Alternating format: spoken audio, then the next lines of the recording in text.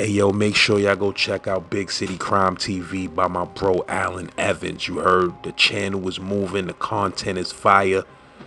Make sure you tell him Z-Man Suicide Polo with the Ski Man sent you.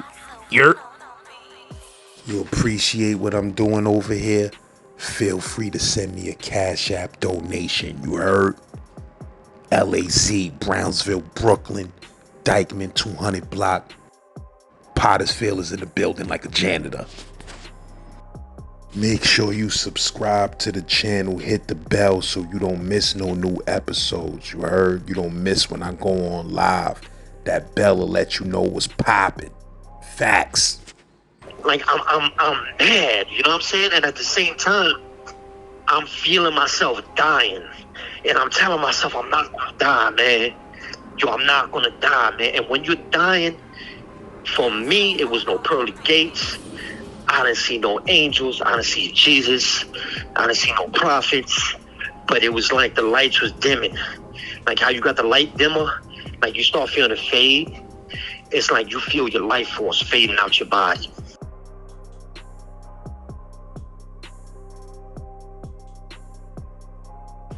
In 1990, I was 15. I was in a group home, right?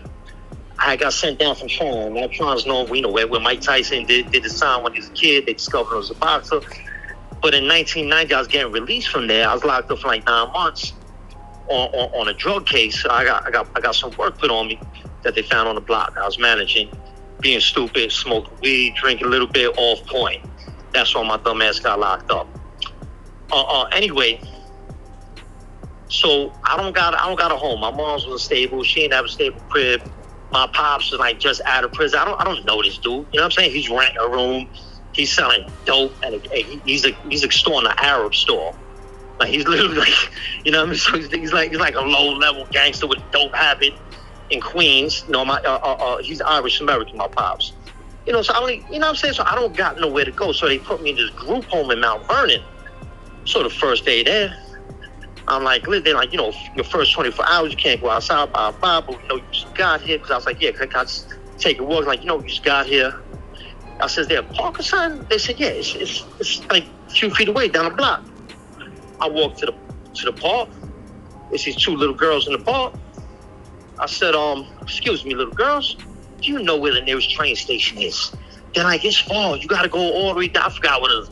Like Jerusalem Boulevard. No, I'm thinking of fucking Long Island. Anyway, like you gotta go all the way down here and then take a right, and you just gotta walk straight. And that's what I did. And I found the last stop to the 5 train. Got on that 5 train. I went back to East New York. So upon me coming back to East New York, boom, yes, that's when I got caught with the work. That's when I got locked back up. And now at that time, right before I got locked up on that, I was living with Mike. His moms, his 3 sisters. We was living on Crescent Street at the time. And, you know, we were doing what we do. You know, me and Mike, we were selling drugs and living our life. And, you know what I'm saying? Like managing the spot. We was putting our own work on the low. You know, and just pretty much doing that. Like establishing ourselves. Right? 'Cause we at the stage now where, you know, we got guns. Unfortunately, we both use guns in defense, people trying to rob us, shit like that. I'm not glorifying that, but you know, it was that kind of world, literally, you know. And I got locked up for the drug case. Now, while I'm locked up, now I'm in Pyramid House in the Bronx. And on 91, I finally get released. They literally released me. They're releasing me to my mom's, who was like sharing a room with some crackhead bitch, you know. My mom was still smoking crack, hoeing, you know what I'm saying, selling crack out in Queens. So I came out, and me there, I was like, all right, mama, you know where I'm at. You know what I'm saying? I'm be with Mike. We over here. And that was it. You know what I'm saying? And at the time, I never seen her again. This is before I came out. And at the time, my pops was home. But I really didn't fuck with my pops. You know what I'm saying? I went to see him a few times. Like, I got to know him when I was 14 years old. And don't get me wrong, he's a stand-up dude. He's a tough dude. Real skinny like me, a little skinnier than me, a little taller than me, and he was nice with his hands. Right? It's called Skinny Tommy. And the motherfucker's nice with his hands. Like, he's from out there in Queens, South Jamaica, you know, all them areas, lived in Bushwick with us, whatever. He came up in a rough time in New York. And he learned how to box, and he did a lot of time out of prison. So now, when I'm DFY, he come home, he's coming to see me. I'm getting to know him a little, but he's kind of, we got a different swag. We're vibing, but you can tell like he really like displeased me. Like, damn, man, like your whole style, bro. Like this East New York black shit you want. What the fuck, you know what I'm saying? Like, come on, man. The only time I heard some shit like this, one time in my life, I lived in an all-white neighborhood in Glendale, Queens. I'm like 10 years old. These kids call me Wigger. I'm like, fuck, but I grew up with either Hispanic neighborhoods or black neighborhoods. We listened to hip-hop. We hung out. We did what we do. I didn't know I was different than no, you know what I'm saying? Other than obvious, right? The way I look. But in these white neighborhoods, this is the only time that I've experienced. So I really didn't fuck with my pops. You know what I'm saying? Like, he literally told me one time he wanted to put me on to his man in Queens. These dudes is like, affiliated with certain shit. He was like, the only problem, because like they was doing gambling type shit. Teach you how to run the books, collect, blah, blah, blah, blah, blah. He said, but the only problem is you walk and talk like a nigga. That shit's not gonna fly with them. So right there, that is why I didn't fuck with my pops. So now I'm locked back up, 16 years old. They finally released me. And now me and my pops is at a stage we came to understand it where he was like, all right, you gonna be a street dude? You gonna be a street dude. This is how you gonna do it. You gonna be selling drugs. I don't advise you being in East New York. I advise you selling drugs where it's a little bit more money. Who got more money? The white people. I was like, damn, you ain't stupid. You know what I'm saying? My mom's last time I seen her live, man, was damn, on the visit was damn, went give me a second, man. Take your time, bro. Yeah, man. The last time I seen my mom's alive, she came to visit me in DFY Pyramid House, and we all had an understanding. Her and my pops wasn't together. He was selling his little dope. He was buying and selling jewelry and guns from like his little customers. He's extorting the Arab store for like a couple $100 a week or some shit. Doing what he does in Queen. Like he's like, one of them, like a poorer, back in the days, working class white dude neighborhood. That's him, right? My mom's, she living out there in Queens, but she running back and forth to East New York. She's copping crack. She's selling it to crackheads in Queens for more. She tricking. She got motherfuckers tricking on her. She's selling pussy. This is how she living her life. She working in a bar somewhere sometimes. She a hoe. She a drug dealer hoe. My pops is fucking. He got a heroin habit. My pops get up in the morning, hit 2-3 bags, get that monkey off his back, do 400 push-ups, 400 sit-ups every day since he came home from prison. You know what I'm saying? Like this kind of time my family is on. You know what I'm saying? So I come out now. During the time I was in, what I don't know is that Mike basically he's the boss now, right? So the dudes we was working for is basically like, listen, y'all got the spot now. You give us like $1,500 a week, like on the rent tip, but this is like you now. You know what I'm saying? Y'all came up under us. You just bless us now. Now all this bread here is y'all now. You know what I'm saying? Like, I respect that shit, man. So that was the situation. So now I come home, and shout out to my man. I ain't gonna say his name. He's home now from the feds. He an older dude. He working, but that's the dude he's working for. May have had differences and shit, real shit. But him, his family, it's always good people, man. God bless them, man. And matter of fact, one of their cousins I still talk to on the record. Anyway, so basically, the boss, Mike up, got a beautiful car, Monte Carlo Super Sport back in the days, right? White with the black flag. It's a famous car. A lot of people knew that in the hood, because that was big then, right? Amongst people our age. He's 17 years old. So I come out. He puts me on. He's like, yo, all that extra shit we doing, this, you just running, man. You drop shit off, pick up the money, help you bag up. It's us. Hold the spot down. You and Little Nicky. So Little Nicky manage, like half a day. I'll do like half a day. We was rocking and rolling. At the same time, my brother had a really money-making dope spot. One of my, I don't believe his name out. People know him. His right-hand man was Mike's right-hand man. When selfish dudes I know in my life, but and they rocking a dope spot on the other side of East New York. And then everyone who was with us that was managing, like the people that was working at those spots was making mad money pitching. Oh, they would rock like $8,000-$9,000 a day. Now, I know you hear the story South Bronx where they're doing 30, 40, 50. I ain't never seen that. But I tell you, to be seeing, $8,000-$9,000 a day, like seeing my dudes do that, living real nice. Let me tell you, 1991. So, and that was the team. That was the team. But now eventually, dudes wanted to press us for our spot now to get bread. So in that time, sometimes you got a spot, you making money. There's older dudes, man, who's gangsters. Like, they've been doing this for years. Dudes who did time for bodies. They want that spot. They're going to run you out of there. And that shit started coming down. They started sending people at us now. And one day I'm on the stoop. I'm with Mike. I'm my man Jimmy, and we kicking it. I'm doing like a Scarface impression. We were smoking weed, drinking. And, we was waiting for a cab for Jimmy. We didn't want to drive him home. Because if we get in the car driving around, it's beef. We got to bring a burner with us. Ain't no one on the road. Easy as get pulled over at like 12 o'clock, 11:30, 12 o'clock at night. You know what I'm saying? So we're like, yo, we're going to call you a cab. So a car come down the block. And it's I'm not even going to say the make of the car, man. It's a 4-door American car. There's only a few types of cars then that were very commonly used by police as DT cars, undercover cars, as taxi cabs, or dudes in the hood get them. And those is like, hit cars, stick-up cars. We had something like that back then. We had a deuce and a quarter.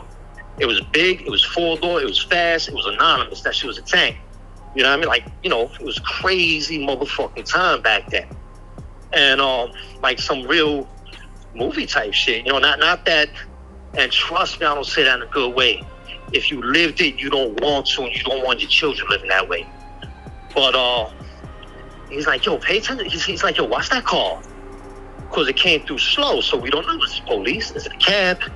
Is it enemies? You know what I'm saying? Trying to stalk us. So they went and got a hoopty for $1,000 with tents and rolling up. Because that's what 4-door cars were for, right? People could jump out on motherfuckers.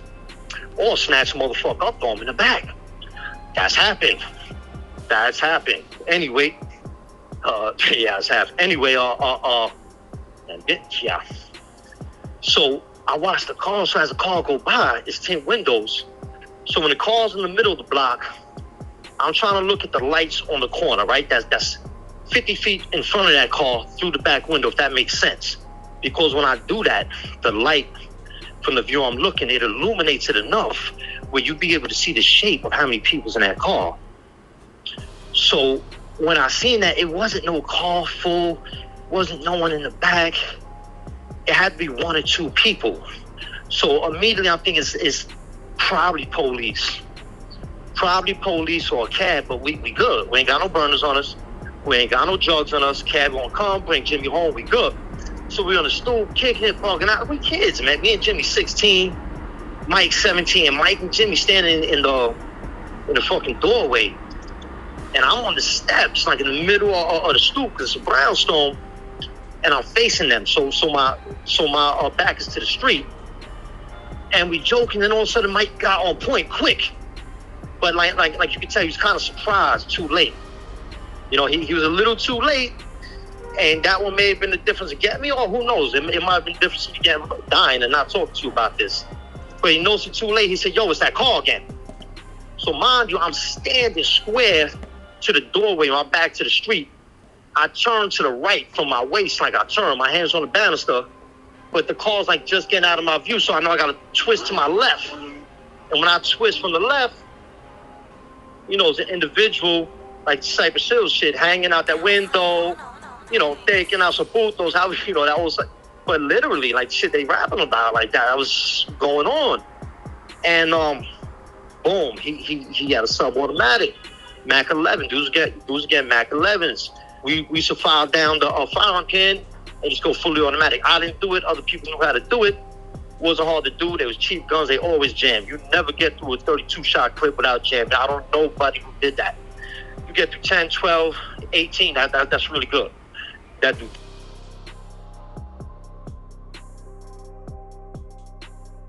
That's what I got hit with. He squeezed the trigger. That shit little fully automatic. About that quick. And it's like a little more than that, like 4 or 5 shots. That shit was like sudden and fast.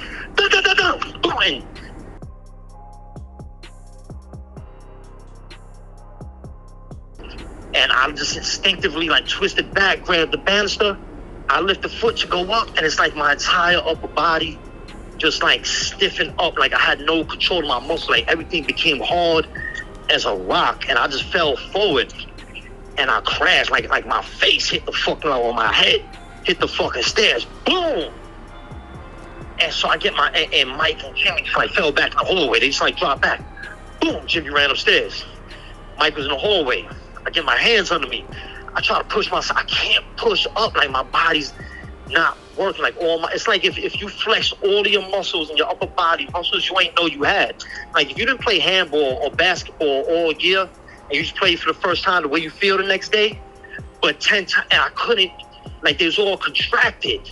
And I'm looking back and the car's just rolling. Like when you drive but you're not on gas, and dude is hanging out the window trying to unjam that gun. And I can't get up. If he unjam that gun, I'm finished, man.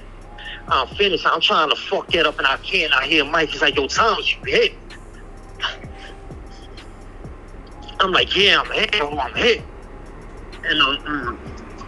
And this shit, yo, this shit don't, you know what's crazy about this? This shit don't even hurt me for me. This shit hurt me because I miss my mother. I miss Mike.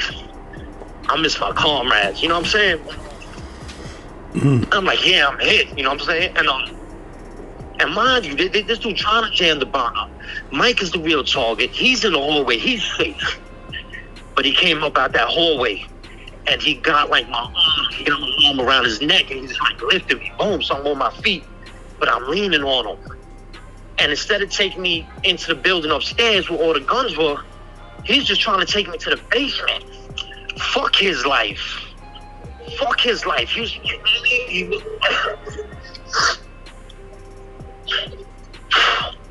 went hard to get me out of there, you know what I'm saying? And so when he was about to turn to take me to the basement, we heard music, you know what I'm saying? Music that you hear, you know it's a car system. Naughty by Nature, the wickedest man alive. Doom, doom, doom, doom, doom, doom, doom. And we hear that beat playing.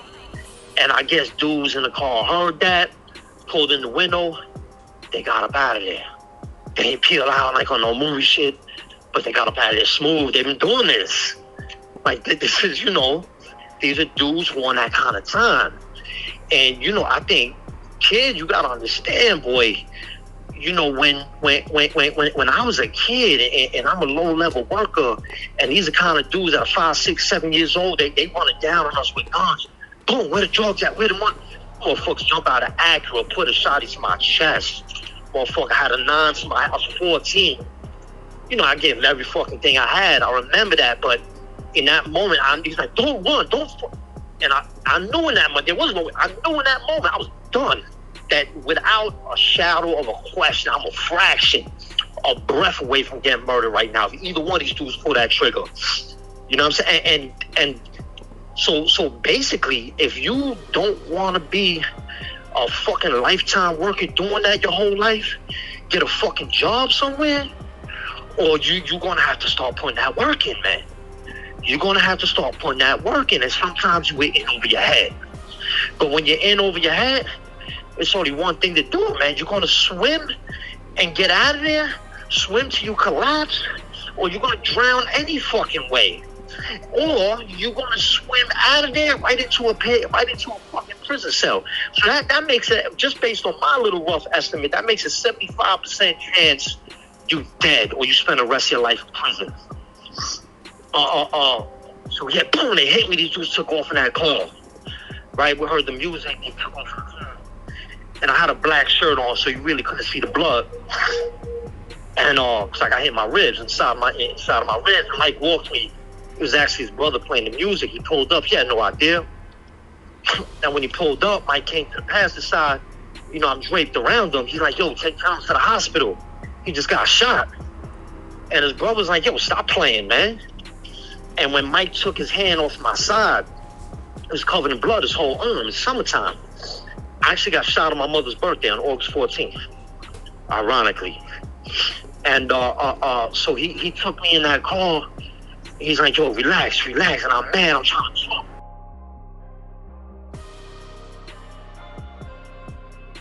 You might be drowsy. Stay here with me. Listen to me, man. If I talk to you, listen to me. Stay up. Don't talk. You know what I'm saying? He's like, yo, I can take you to Brookdale. You're going to fucking die there, man. We're going to Jamaica Hospital. Because it was basically equal distance from where we was at a city line. You know, well, it's a little further to actually probably a little further to Jamaica Hospital on the Van Wyck. But either way, he got me to fucking Jamaica Hospital. They get there. Boy, what's your name? How old are you? 16. Who's your parent? I ain't got no parents. I got my mother. I don't know where the fuck she is. I don't know her phone number. She don't got a phone number. She crackhead. You know what I'm saying? Unfortunately, God bless her, man. But that was her station in life at that time. And so they don't want to do nothing. So my man, little Nicky's sister, Edith, man, God bless her, man. She was like, yo, I'm his guardian, man. I was forcing her, whatever she said. Signed some papers and they got me in there. And it's getting to a point, man, I just can't breathe. You know what I'm saying? Like, I'm fading in and out. Like my consciousness is going in and out, man. Like, I'm having, like, little flashbacks of scenes in my life. It's weird, bro. It's weird. I remember at one point, I'm on the table, you know, and they fucking cut the clothes off of me. They forced some tubes in my bottom. I pulled them shits out, blew up. They forced some shits back down, held me down. I'm looking at the nurses, and at one point, one of the nurses was my mom's. It wasn't, you know what I'm saying? But like in a state of delusion. Damn, I miss my moms, bro. I miss my moms, man. But so and you know, and they working. The doctor came to me. He pulled my eyelids all the way back, and he's looking like right in my face. I mean, like close, eye to eye. He said he ain't gonna make it, man. And in my mind, man, I'm shouting to him, man, like, you fucking stupid, man. I'm gonna make it, man. Fuck you, you know.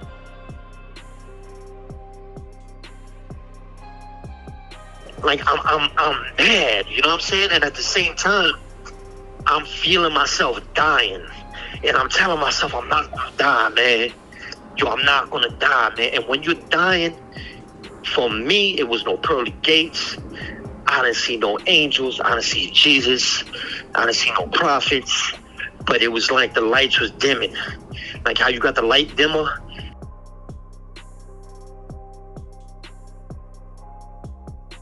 It's a surreal experience. So, you know, at some point they put this mask on me. They were like, yo, count from 10 backwards. Breathe deep. And I couldn't breathe anyway. I was just glad to have something I could fucking breathe. I didn't care if it was gas. And, you know, I didn't make it to 7. Man, I got 10. 9. I just remember the 8. You know, that's one of my favorite numbers now. And I went out, you know what I'm saying? And I came to, at some point, like, I feel my whole body moving. I'm like real itchy on my stomach and shit. You know, I'm feeling different pain in my body. And like my eyes are just starting to open, like I'm registering the light and shit. And I'm being rolled. I can't move my head to look, but I'm seeing tubes everywhere. My stomach is itching. And I remember I was able to bend at the elbow and just scratch my stomach, and all I felt was metal. Yo, I thought they turned me to RoboCop or some shit, right? Because, you know, I'm fading in and out, having delusions. This shit was literally like the movie RoboCop. That's just an accurate fucking depiction, bro, of the way your mind drift in and out of shit when you're dying. For me, that was my experience. And, you know, I eventually healed up. They was going to lock me up, right, coming out the hospital. They was going to take me back to DFY because you want aftercare. It's like parole for DFY at that time. I don't know what DFY is. It's not DFY no more. It's something else. But it's basically, you know, juvenile jail, right? If you're 15 or younger when you catch a case, because 16 and up, only New York and North Carolina, you're subject to the same laws as adult, period. Ain't no special case, it ain't nothing. You're 16, you get sentenced like you're 36. But, so, you know, my man Julie broke me out the hospital. He broke, because he used to walk me around and shit like that, and then one day he walked me around, walked me right into a bathroom, had some shorts, t-shirt, pair of felines, and we walked right onto an elevator under their nose. Got the fuck up out of there. You know what I'm saying? And prior to that, man, I learned in that hospital that I died twice. Twice I flatlined, man. At one point, it was like a minute and some change, I believe, or a little over a minute, and I was gone. They couldn't bring me back. They before the surgery, they went out and told my people, like people that came to the hospital for me. My man, Greg, mom's Linda, and God bless. A few people came to the hospital to check for me. Edith, my man Nicky found Nicky about to come home. He's in Green Haven right now in another bid. Another 9 years. He did 17. For against conflicts. That was recalling all these things in our lives at the time. And they went out there and told me, like, yo, it's going to be a long surgery, and we really don't think you're going to make it, man. Just call in the morning, come back in the morning, leave phone number. You know what I'm saying? Like they was like, he done. You know what I'm saying? And I flatlined for about a minute and some change, and they put them paddles in my chest, defibrillator. I found it because at one point I was in the hospital, like the second day, and I woke up, and it was like 20 fucking doctors and interns, and the doctor was like, yo, all these people are here? He said, he said, you're not supposed to be alive. They're all trying to learn how, everything we did kept you here alive with us. I guess like a lot of students and shit. And that bullet went through my it collapsed my left lung. It ain't hit the lung, but around your lung, you got a sack of fluid that the lung floats in. If that gets pierced, your lung collapses. So I had a collapsed lung. This shit went through my stomach, not my stomach. Collapsed my lung, went through my small intestine, through my kidney, shattered my spleen, came out the other side. I lost about a third of my kidney. I don't have a spleen. Spleen is a big part of your immune system that fights infection shit in your body. I ain't seen nothing bad as a result of that. Thank God, knock on wood. Let me literally knock on a tree right now. And the spirit of this tree, God bless me, please. And another thing that left me was like, I left that hospital without a sense of compassion. Without a sense of compassion, man. Like the good part of me, the nice part of me, it's like that shit was over now, man. It was over now. I was like, this is the world I'm living in. It's only one way to do this, fight fire with, and this is how we get caught up. If I knew better, if I could have made a better decision, I could have been like, what, fuck it. Let me, and the only way I'd have been able to do this, let me get like a big eighth, quarter key or some shit, and just leave. Just go to a different state, start over, rebuild. Maybe get a job. You know what I'm saying? Maybe go back to school, get a GED, get a job. Something. But as a kid at that time, it's like, no, I got this. This is all we got. And you're not gonna run me out of here. This shit isn't. Like that. And everything in me was like, all right, here we go. We're gonna fight fire with fire. It's not. I'm telling you that this shit could, depending how you spin it, or depending of the ears you listen with. Man, it's really important, your mind frame as well, to the listener. Depending upon the ears you listen with, and depending on my ability to deliver the message the way I want, the way I intend, it can sound like a glorification and exciting. Trust and believe, man, you don't want this for your life. You don't want this for your children's life. The level of anxiety you live with over peanuts. And when you learn that this shit is systematically designed for this, man. My neighborhood is one of 7 areas in New York that are consistent pipelines. They provide 85% of the people in New York City or Rikers Island that end up going to prison. 85% approximately for years been coming out of 7 neighborhoods where all the projects are, where it's nothing but black and Hispanic people. That shit is not a fucking mistake, man. It's not a mistake. You got entire towns living on these fucking prison, where you got 1,200 people employed in that prison, man. It's, people in those neighborhoods are a fucking commodity. That's what it is.